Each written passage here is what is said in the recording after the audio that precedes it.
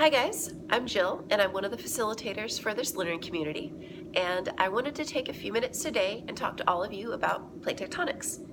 I know that Sci 100 students right now are learning a little bit about the history of tectonics as kind of a background in terms of how the scientific method works, because it's a great example of that. I'm a geologist though, and I guess of all the big scientific theories, plate tectonics is kind of near and dear to my heart.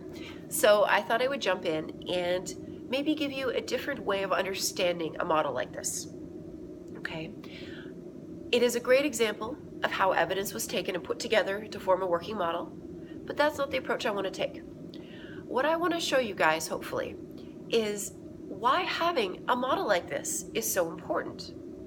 Plate tectonics is the foundation to modern geology, just like evolution is the foundation for modern biology.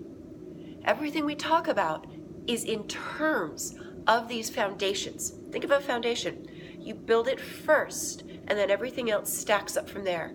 If your house or building does not have a strong foundation, it will fail.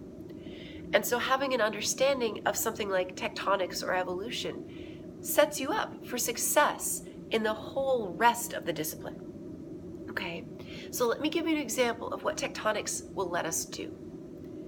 The general, very quick summary of it is that Earth's surface, Earth's crust, is broken into pieces that continuously jostle each other for space. Some move towards each other, some move apart, and some slide.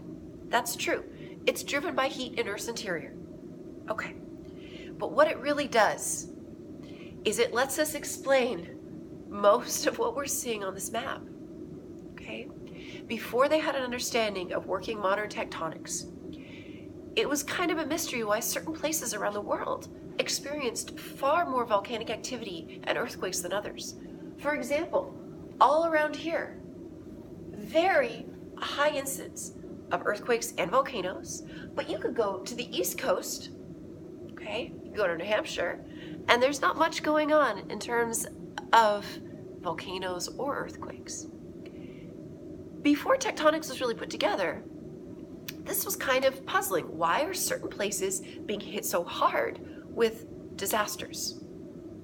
Why are certain places more likely to have a certain type of resource than others?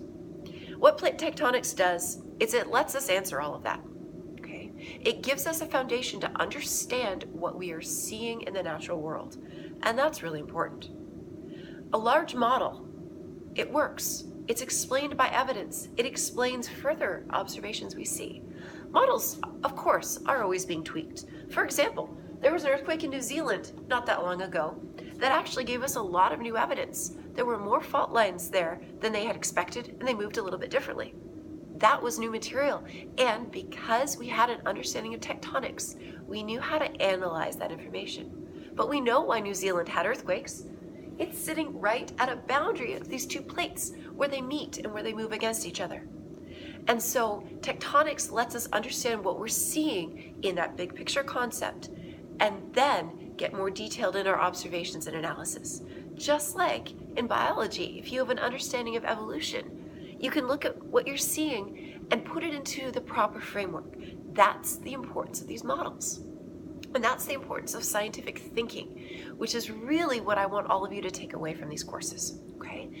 And the foundation of any science discipline is how to look at something and think critically. And that's something that we're going to talk more about over the next few weeks, okay? I'll leave you there for now. Hopefully you got kind of a better understanding of why having a model like this is so important. And if any of you do want to talk further about plate tectonics, I'm your girl. Send me an email and we'll talk, okay? Have a good day.